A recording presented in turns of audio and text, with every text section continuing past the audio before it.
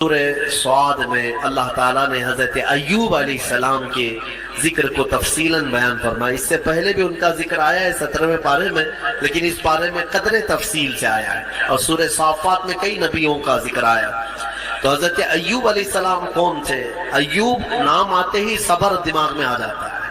بہت سارے لوگ ان کا نام ہی صبر ایوب سمجھتے ہیں، حالانکہ ان کا نام صبر ایوب نہیں ہے۔ حضرت ایوب علیہ السلام، صبر ان کے ساتھ ایسا لگ گیا ہے کہ جیسے حضرت ایوب کہیں تو صبر ذہن میں آ جائے، صبر کہیں تو حضرت ایوب کا نام آ جائے۔ سب سے زیادہ صبر کرنے والوں میں آپ کا نام آتا ہے۔ حضرت ایوب علیہ السلام اللہ تبارک و تعالیٰ کے ایک جلیل القدر پیغمبر نبی، اللہ نے آپ کو بے شمار دولت عطا کی تھی، اولاد، بیویاں، اس زمانے میں آپ کی شان و شوکت، بڑی جائیدادیں۔ پھر آزمائش کا ایک وقت آیا، اللہ نے فرمایا اپنے فرشتوں سے، میں اپنے بندے ایوب کا امتحان لیتا ہوں۔ ان کی کئی بیویاں تھیں، تقریباً روایت میں بتائی گئی 16 یا 17، اور ان کی اولاد 28 یا 30 کے قریب اولاد، بیٹے، الگ الگ روایات ہیں۔ جتنے بھی ہیں بے شمار جائیداد، مویشی، جانور، بکریاں، اونٹ، گائے، یہ سب بڑی دولت کی چیزیں اس وقت مانی جاتی تھی، وہ سب تھا آپ کے پاس۔ پھر ایک کے بعد دیگرے ایسا ہوا کہ طوفان چلا، سارے جانور مر گئے۔ پھر ایک طوفان آیا، باغیچے اکھڑ گئے، سب ختم ہو گئے۔ پھر ہوائیں چلی، بیماریاں آئیں، ان کے بچے انتقال کرنے لگ گئے۔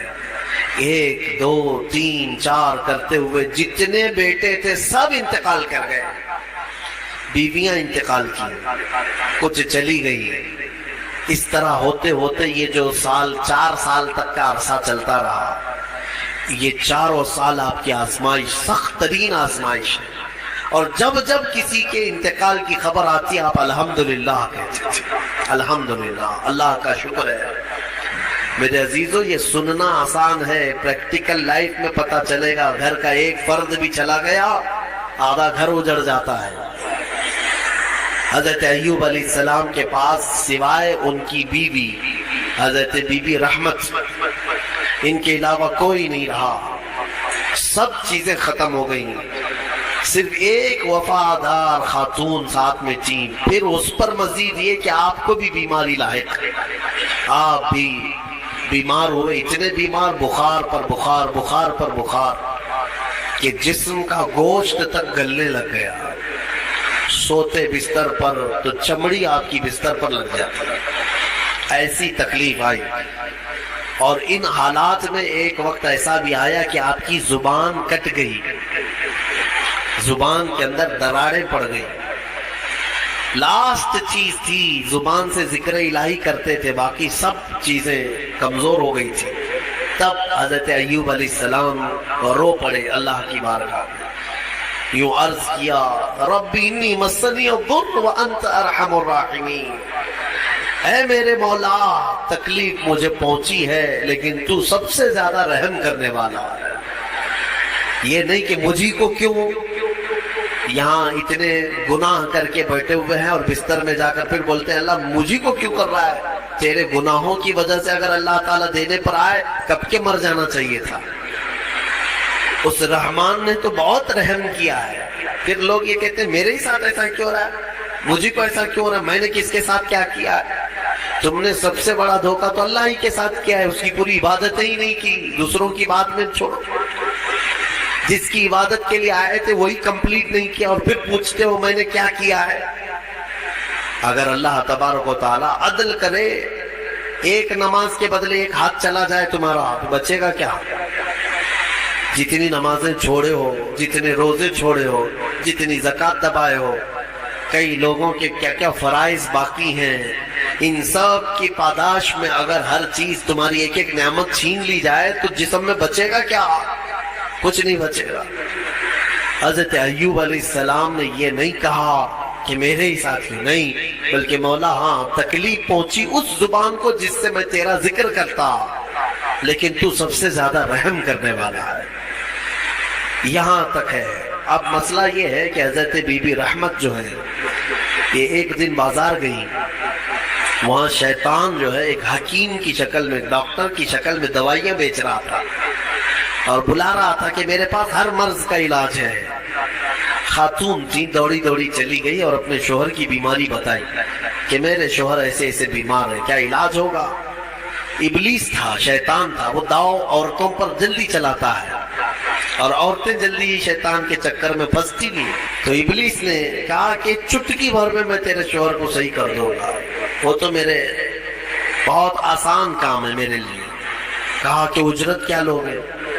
اس نے کہا کہ کچھ نہیں، تیرے شوہر سے کہہ دینا صحیح ہونے کے بعد صرف میرے بارے میں اتنا کہہ دیں کہ شفا دینے والا تو ہی ہے، یا میرے لیے ایک سجدہ کر لے، بس اتنا ہی ہے، میں اور اجرت نہیں چاہتا۔ وہ خوشی خوشی دوڑی دوڑی آئی کیونکہ شوہر سے بڑی محبت رکھتی تھی۔ اس وقت اگر کوئی عورت قائم رہی ہے اپنے شوہر کے ساتھ تو کمال کی بات ہے، یہ دنیاوی محبت نہیں کہ ذرا برابر عیب لگا تو چھوڑ کر کے بھاگ گئے، شوہر ادھر بھاگ گئے، عورت ادھر بھاگ گئی۔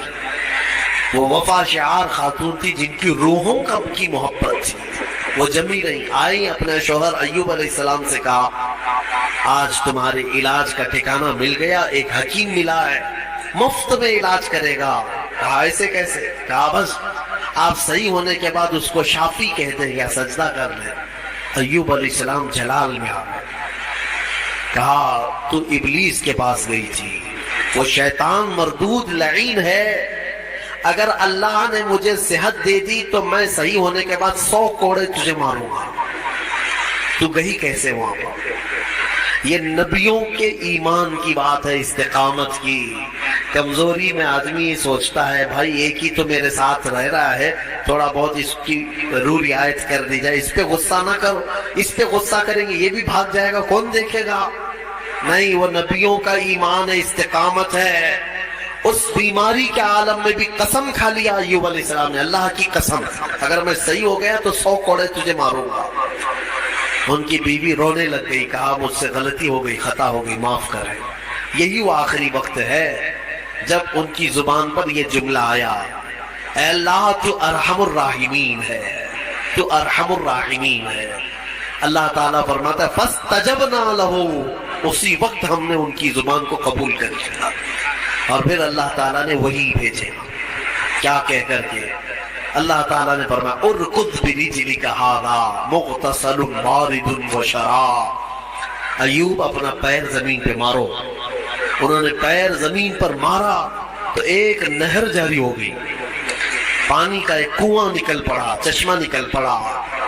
تو اللہ تعالیٰ نے فرمایا کہ اب اس میں تم نہاؤ۔ ایک پیر آپ نے زمین پر مارا، کنواں جاری ہوا، پانی کا چشمہ جاری ہوا، اللہ تعالیٰ نے فرمایا اس پانی سے نہاؤ۔ نہائے، نہا کر کے جیسے ہی نکلے پورا جسم صحیح سلامت، کوئی بیماری نہیں، ساری بیماری۔ وہ شافی مطلق ہے، بیماریاں جب دیتا ہے تو شفا بھی اسی کے دست قدرت میں، بڑی بڑی بیماریاں کافور ہو جائیں گی، صحیح ہو گئے۔ اب پھر اللہ تعالیٰ نے فرمایا دوسرا پیر زمین پہ مارو۔ انہوں نے دوسرا پیر زمین پر مارا، اللہ فرماتا ہے وَوَهَبْنَا لَهُ أَهْلَهُ وَمِثْلَهُ مَعَهُمْ رَحْمَةً مِنَّا، ان کو ہم نے ان کی ساری اولاد، ان کا سارا مال جو کچھ تھا ڈبل کر کے پھر عطا کر دیا، یعنی اس سے زیادہ کر کے۔ ان کے بیٹے بھی زندہ کر دیے گئے، ان کے اہل و عیال، ان کے باغیچے، ان کے مویشی جانور جتنے تھے اس کا دگنا کر کے اللہ ان کو عطا کر دیا۔ یہ امتحان کی گھڑی تھی، اس سے نکل گئے ایوب علیہ السلام۔ یہ سب آنے کے بعد پھر کہتے ہیں الحمدللہ، تمام تعریفیں اس اللہ کے لیے ہے۔ پھر اللہ تعالیٰ نے رحم فرمایا اس بی بی رحمت پر، وہ بھی آیت قرآن میں آئی ہے وَخُذْ بِيَدِكَ ضِغْفًا فَاضْرِبْ بِهِ وَلَا تَحْنَثْ، کیونکہ نبی نے قسم کھائی ہے۔ ہاں، قسم جو ہے معمولی چیز نہیں ہے، تم صبح سے شام تک 100 قسمیں کھاتے رہتے، ماں کی قسم، باپ کی قسم، ہاں خدا کی قسم، قرآن کی قسم، گلہ پکڑ پکڑ کر کے قسم۔ یہ کیا قسم ہے؟ قسم کا اندازہ بھی ہے تمہیں، ایک قسم توڑو گے اس کا کفارہ یہ ہے کہ 10 روزے رکھنے پڑیں گے۔ فکفارۃ اطعام 10 مسکین، 10 مسکینوں کو کھانا کھلانا پڑے گا، یا پھر 3 روزے رکھنے پڑیں گے۔ ذالک کفارۃ ایمانکم، تمہاری قسموں کا ایک کفارہ ہے۔ او کسوتم او تحریر رقبہ فمن لم یجد فصیام 3 ایام، اللہ نے فرمایا یا تو ایک غلام آزاد کرو یا ان کو کپڑے پہناؤ 10 مسکینوں میں۔ ایک قسم کے بارے میں یہاں تو کتنی قسمیں کھاتے اور توڑتے رہتے ہو۔ اور اللہ نے یہ بھی فرمایا ہے لا تجعلوا اللہ عرضۃ لایمانکم، تم اپنی قسموں کا نشانہ اللہ کو مت بناؤ، یہ گناہ ہے۔ اور حضور پاک صلی اللہ علیہ وسلم نے یہ بھی فرمایا منافق کی علامت ہے بات بات پر جھوٹی قسمیں کھاتا ہے، اللہ ایسی چیزوں سے بچا۔ لیکن نبی نے قسم کھائی تھی تو وہ پورا کریں گے۔ 100 کوڑے مارنے کے لیے بیٹھ گئے اپنی بیوی کو کہ تو گئی تھی ابلیس کے پاس، میں قسم کھا لیا تھا میں اپنی قسم پوری کروں گا۔ مولا رحیم ہے، نبی کی خدمت پر جو تھی اس کو کیا اللہ تعالیٰ عتاب میں رکھے گا؟ جو نبی کی خدمت میں تھی اس خاتون پر اللہ نے رحم نازل کر کے جبرائیل امین کو بھیجا اور فرمایا کہ ایک ایسی جھاڑو لے جاؤ جس میں 100 کاڑیاں ہوں، ایک جھاڑو جس میں 100 کاڑیاں ہیں۔ جبرائیل امین نے لا کر حضرت ایوب کو دیا کہ اس 100 کاڑیوں والی جھاڑو سے ایک بار اپنی بیوی کو مارو، آپ کی قسم پوری ہو گئی۔ اللہ نے قسم پوری فرما دیا آپ کی، یہ قبول ہو گئی۔ عزیزان گرامی، ان تمام چیزوں میں بہت ساری چیزیں عبرت ہیں ہمارے لیے۔ اللہ تعالی ہمیں صبر عطا فرمائے، شکوہ و شکایت والی زبانوں سے محفوظ فرمائے۔ وآخر دعوانا الحمدللہ رب العالمین۔